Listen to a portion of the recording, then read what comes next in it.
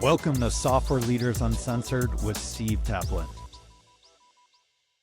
Welcome to Software Leaders Uncensored, where tech leaders drop the filters and just tell it like it is. I'm your host, Steve Taplin, a serial tech entrepreneur, a guy who's launched 30 companies, failed at 20 of those, but scaled 10 of those to success. And I turned that roller coaster of a ride into my book. It's called Fail Hard, Win Big. And this is where I teach you how to turn failures into your biggest competitive advantage and how custom software played a defining role in every win. Now I'm the CEO of Sonotify Technology. We're a software engineering firm specialized on having a team in both the US and Latin America. We help existing companies with their software challenges. And today we have a fun and unique guest, William Benner out of Orlando, Florida. When I say unique, his company is unique and a pretty cool thing. So I'm excited to have him. William, welcome. Well, thanks for having me. Great to be here. I described you as really unique. Obviously, your company, Pangolin Laser Systems, has some cool stuff. But tell us about the journey of your career and what led you to be the president and CTO of your current company. Yeah, well, it's been quite a journey. It starts in my high school years and maybe even before that. So my dad was really into electronics. He worked on the one of the first computers called Univac, and then after that went to work on the computers that launched the NASA mission control at the National Mission Control Centers in Texas to launch the Apollo missions to the moon. So I was always kind of tagging around my dad, and so I picked up a liking for electronics. And and in high school, I played electric bass and synthesizers in a rock band. And so let's see, when on to college, we was part of our rock band. We made our own lighting rig. I was the guy since I was the electronic guy. I was in charge of all things electronics. I made a lighting rig for us, and now you could just go up online at americandj.com and get these things, lights, stands, all this stuff. It practically grows on trees. But in my days, we didn't have that. I had to go down to Home Depot and made stuff out of wood and PVC pipe and soup cans and things like that to make a lighting rig. Well, the this was in the mid '80s, and the best bands at the time, Pink Floyd and Blue Oyster Cult, had a laser show as a part of their concert. And so I thought that that was the next evolutionary step for our band. And so I looked into it, and lasers were certainly unobtainium for everybody but the richest companies and the richest bands. But nevertheless, I was able to put together a laser show for our band, and it got us some notoriety. And what happened to the band happens to a lot of bands where, let's say, our drummer Nick went up to Jacksonville to be with his brothers, and Bob moved out west, and that left me as a three-piece band. So, but my love of lasers and music continued. I met another guy named Patrick Murphy up in Virginia who had a similar interest in music and lasers, and then we co-founded Pangolin Laser Systems in 1986, and with the mission of actually being able to make equipment that people can use, whether it be rock bands or even the kind of your hobbyists or local pubs and clubs, or all the way up to the Super Bowl halftime show and your amusement parks and all the box. Anybody that's interested in doing a laser show can use the equipment that we have created and the lasers that we make to do a laser show. So so it wasn't. I can't say that from the very beginning, it was my dream to be a CEO and CTO. But, initially the dream was to have a laser show for my band. The next dream was to be able to provide the lasers for other people's bands and for other, the amusement parks and that sort of thing. And so it wasn't really a goal it was kind of, we were just kind of thrust into the roles that we took on. I was kind of the technical guy. I did the electronics and the low level computer programming, the operating systems and the embedded system programming to pull that off. And Patrick handled the higher level stuff initially. So, so that's kind of the start of it. Yeah. So you've been doing this for 33 years now, and you're one of the largest companies providing this type of equipment. So tell us more about the current state of the business and how it's evolved over the past 33 years. Well, actually, we started in 1986, so it's nearly 40. Wow. Yeah. So But yeah, actually, maybe if you count like when we actually Patrick and I got together in 1986, we've incorporated the business some number of years later, so that could be where the 33 is coming in. But nevertheless, so how has it evolved? Well, I think some of the lessons we've learned is, is the we really went into this as, if you will, craftsmen and artists, like many people do. People might start a bakery because they have a passion for baking, right? But what they don't know going into it, that's how they went into it. They say, "Well, I have a passion for baking. I really." All my friends compliment me anytime I make cakes and cupcakes at the local charity events and that sort of thing. So maybe I should start a business. If that's the mentality going into it, what you're going to miss out on is all the things it takes to make a business of baking, right? And so that's some of the things that we had to learn is what's it going to take to actually turn this thing into a business. It starts off as a hobby, and so we have to learn these lessons. Right now, eventually, what's and we did pretty well. We never lost any money, but eventually what happens is you start think, gosh, some of the stuff sure is hard. I wonder if there's some good advice out there. So the next thing is to kind of discover business books, and the first one that I would recommend anybody starting a business is The E-Myth by Michael Gerber. That's a And the good E one. myth is, yeah, the myth that and the E in the E myth is entrepreneur. And the myth is that entrepreneurs start small businesses. Entrepreneurs do not start small businesses. Entrepreneurs start big businesses. It's craftsmen and artists that create small businesses. But anyway, the E myth talks about the lessons of organization and structuring and systemization, basically. And so this winds up to be critical about the lessons you learn, and then all of a sudden the business starts working once you have these systems in place and the organization in place and that sort of thing. And then for me, the next book I ran into was the book Good to Great. It's another great one, and the lessons there That's is another good one. the concept of the bus. So, you want to get the right people on the bus and the wrong people off the bus, and the right people sitting in the right seat in the bus, and then the next book that I ran into is a book with a funny title. It's called Ready Fire Aim. Everybody, when we're growing up in school and when we're playing with our friends, what we remember is ready aim fire. Well, the Michael Masterson in the book Ready Fire Aim, he says, well, for business, it's often better this ready fire aim. You get a product out there quickly, you see how the market reacts, and then you adjust the product, and then kind of really go on from there. So between these three books, it has a world of information, and by applying the lessons in those books, that's what really has helped us grow. So it kind of give you and figure out how to navigate these plateaus. One of the things that the book Ready Fire Aim concentrates on is businesses, everything from your one man startup all the way up to $100 million, and it's different as the businesses go through different phases. You have these different challenges at each phase. Well, William, paint a picture today. What is your equipment and software? It's used for large bands, X theme parks. Like, tell us more what it's used for today.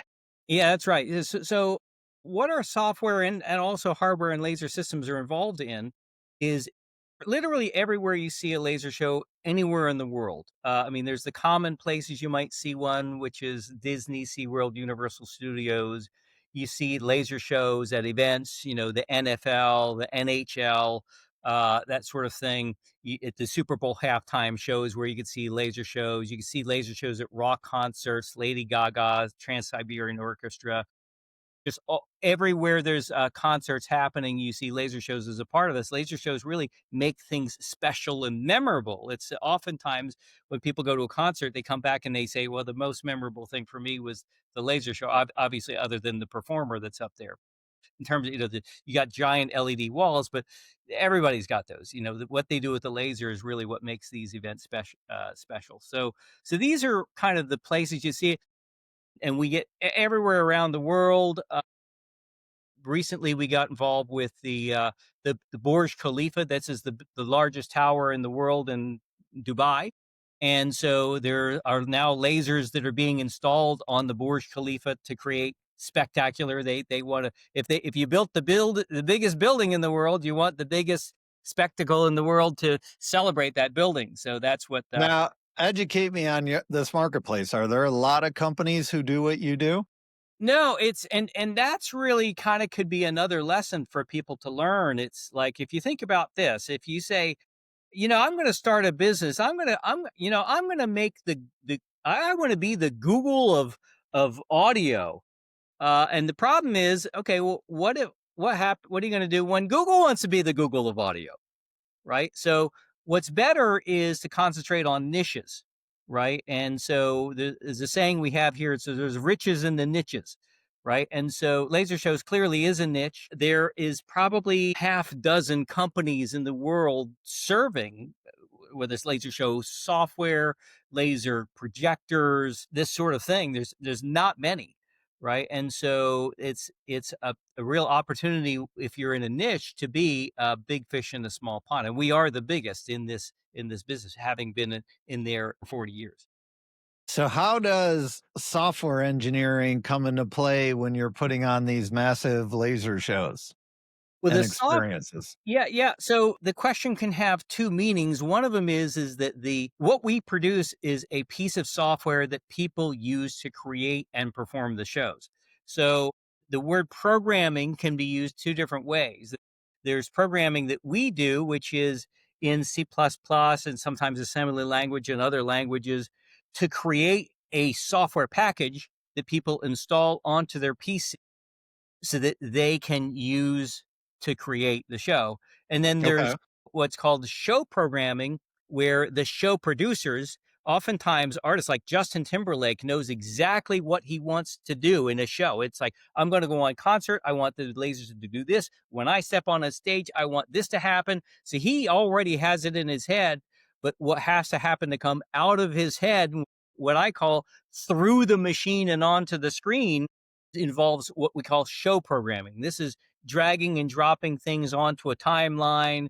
This is creating the special effects that happen. Okay, when I put my foot here and step out on this mark on the stage, this it will create this cue. It will cue this special effect to happen. So all of that is show programming. So there's several Okay. aspects of programming that's involved in this. But yeah, the computer programming is something that we do a lot of. And how does artificial intelligence come to play in the world you live in?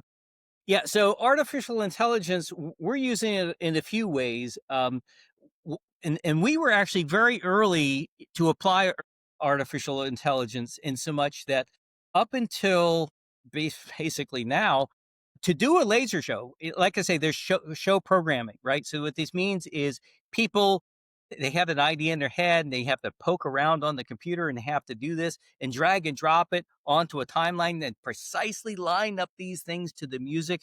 Well, in 2016, had an effort. We worked with a PhD from University of Florida who joined us, and this is kind of 2016, really early days for AI. But what he was able to do was now what's called stems. They call it stems. In other words, you take a piece of audio and it can separate the bass guitar, the vocals. It can separate all this stuff out, right? So now they call it stems. When we were doing it in 2016, we didn't even have a word for it. It was just separating the music into its component parts, with which we then analyze these component parts, and we can kind of pull this apart and help to automate what I call a laser show assistant. So instead of a human being manually, painstakingly dragging and dropping these things and zooming in on the timeline and looking at the waveform and figuring out where I will put this thing exactly where the bass drum hits. This laser show assistant can tremendously assist in that. So this is how we've implemented it into our software to help our users.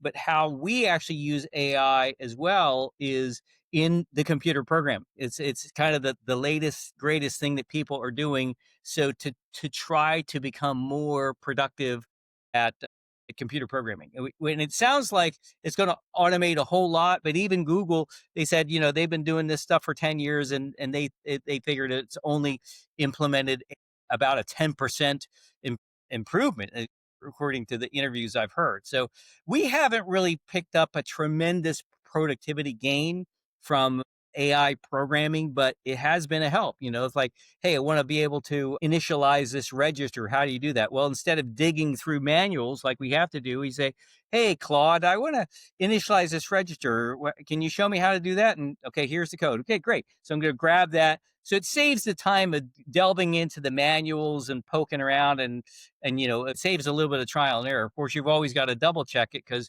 it seems like half the time it's making stuff up and giving you say, okay, yeah, just do this command. Oh wow, that's neat. Command doesn't even So exist. your company creates the software for users to operate and then all the laser equipment as well? Yes, that's right. Even the laser projectors themselves. Okay. And then, so are you guys also have a separate service where you like orchestrate the whole production? In most cases, we do not get involved with that. It's our customers tend to be production companies. So Okay. there are specialized companies around the world who do they do the lights and they do confetti, they do low lying fog, and they do all this stuff, and they have giant warehouses with all these equipment, including our equipment. And so what we do is we sell the equipment that they use to do these productions with. And so they're our customers. Sometimes our customers are kind of the direct, like we may get involved directly with Justin Timberlake or a particular artist if the production company needs somebody to come in and do really specialized stuff or tweak it, or it needs some additional assistance. We will get involved with that, but in most cases we're not doing the shows. And is it true somebody tried to hire you guys to project lasers on the moon for Well, not advertising? well, it's funny. It wasn't quite our they didn't with us, but it was a colleague of ours. It was a guy named Ivan Dreyer who kind of founded the whole laser show industry in 1974, and he became well known for doing laser shows in planetariums. And so Coca-Cola approached him. He said, "Hey, I'll give you $1 million if you could project the Coca-Cola logo on the moon." And at the time, Ivan Dreyer said, "Nah, it just can't be done," and he just kind of dismissed it out of hand. And later on, as a research project, my company did that just to see if it would possible, and we discovered, yes, actually, it is possible, but it would cost more than $1 million worth of equipment to do it. So, yes. And the fines would probably be pretty bad for that one. Well, I don't want to be the one to test the legality of that. So as a tech leader here, relative to your business as we're almost in Q4 2025, what's the biggest challenge you're faced with now? Oh, gosh. So we have a trade show that's coming up, and it's the biggest one in the United States. It's called Lighting Dimensions International. I think it's early December this year. And so what we're doing right now is kind of preparing for that, preparing some new software to present at the at that trade show. And so we're just kind of it's a very busy time, very hectic, and the biggest challenge is we've got a lot to do and a relatively short amount of time to do it. So kind of keeping everybody on the schedule and keeping everybody focused, because what can tend to happen is people can concentrate on different things or get wrapped up, and you get a little bit distracted and think, well, my mission is to do this. And no, your mission is to work with the team, So it's just kind of gathering everybody together and keeping them all focused and saying, let's get it, focus like a laser beam, so to speak. So you've been doing this business for almost 40 years now. What are some brutal lessons you've learned that you wish you would have learned earlier? Gosh, I think the brutality of the lessons is in the eye of the beholder. And so like the word failure, which is in your introduction, you're saying, hey, I've failed this many times and I'm helping the people not to fail and that sort of thing. We don't really think of it as failure. People like you and I, we think of it as learning, right? You're either succeeding at what you're doing or you're learning what didn't work, right? So I think a lot of people, if there's a lesson, that they would say, "Boy, that was a brutal failure." Well, it might have been a brutal lesson to learn. Yeah, we just try to, just try to run it as straight as we can, and you know, just try to run the cleanest, best business we can, and try not to break the law. You got to just keep it as good as you can, and if there's a line, We don't step up to the line and maybe try to put our toe over. Like we stay as far away from the line as possible. What's like one of the craziest stories of an event that's using your equipment that occurred? I'm sure you have lots of good ones. Oh gosh, back in the days when we first started with lasers, now laser shows are something that you can have. It's the size of a shoebox. You can pick it up with one hand. You could plug it into a 120-volt outlet. It's air cooled. But back when we got started in the early 80s and even the 90s up till maybe early 2000s, lasers were big and long and heavy, and they required three-phase electric. So, you have probably an electric panel and water cooling, right? So what would happen some of the times too, it was kind of funny, so you're literally taking garden hoses and stringing a bunch of garden hoses to cool the laser, right? And so what would happen is we get the whole laser show, it's all up there ready, right? And then something would happen where a bunch of people would go to the bathroom and flush the toilets all at the same time, and then the water pressure dips, and then the laser senses that the water pressure dips and turns off. So, and then you're sitting there, why did the laser turn off? We get that we're the show has got to go on. What happened? Well, they everybody flushed the toilets. What happened? So that's kind of something that funny, talking about a brutal lesson. Okay, so you learn. You're either winning, you're learning. You're either doing a laser show or learning why you didn't do a laser show. So with the lesson that you take is bring a water pump with a surge like tank, right? So that's there's these dumb things that happen that think, well, gosh, that was kind of dumb, and it's just all kinds of stuff like that. Well, interesting business and cool evolution. William, thank you for getting uncensored with us today. And it's admirable that you took your passion as a kid and made a career out of this and built up a well-respected company in your niche space. Hats off to you. I need to go Google and look at more laser shows that you guys are responsible for.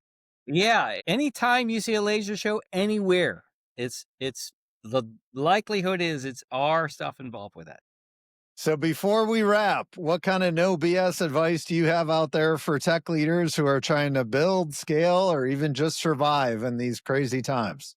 No BS. Just keep it positive. There's the power of positive thinking. There's a lot of negativity in the world. Just kind of keep it positive. Keep looking up. I like it. You should have had lasers pop from behind you as you said that with smoke machines. Well, actually, probably this is the kind of thing where if you ask a modern AI to do it, it will do this for you now these days. Yeah, as a special Very effect. true. William, thank you for coming on. That's it for this episode of Software Leaders Uncensored. I'm Steve Taplin. If you enjoyed the show, go ahead and hit subscribe. If you didn't join it, well, we're going to do a laser show on your house and just tell your competitors about what we're doing. They could probably use the help. Remember to fail hard, win big, and always build what matters. See you next time. That's a wrap. Another great episode of Software Leaders Uncensored. Thank you guys so much for listening. I really appreciate it. It's a lot of fun doing this show. I love talking with great tech leaders. As a side note, if you're interested, check out my new book, Fail Hard, Win Big. This is the story of how I built 30 companies, failed on 20, and turned 10 into multi-million-dollar wins. The common thread with all of them was custom software. Also, if you need software development help out there, my company, Sonatify Technology, we deliver world-class software development engineers out of Latin America. We have a solid track record of helping companies launch better products and faster. Thanks again for listening. Appreciate it and appreciate you.